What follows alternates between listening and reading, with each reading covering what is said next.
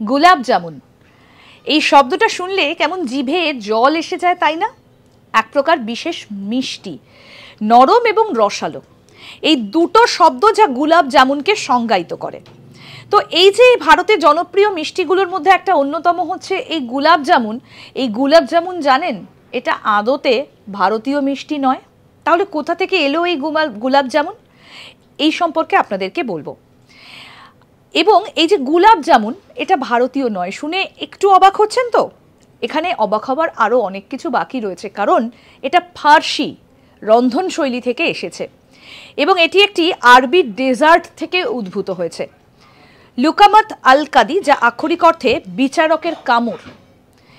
এই মিষ্টান্নটি মুঘল যুগে জনপ্রিয়তা পেয়েছিল এবং পরে এটাকে গোলাপ জামুন বলা হয়।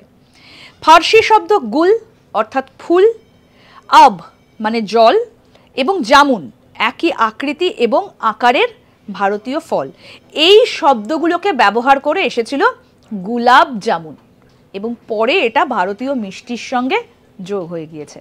আসলে এটা বাইরে থেকে এসেছে। দেখতে থাকুন আজ তাক বাংলার ইউটিউব চ্যানেল, সাবস্ক্রাইব করুন।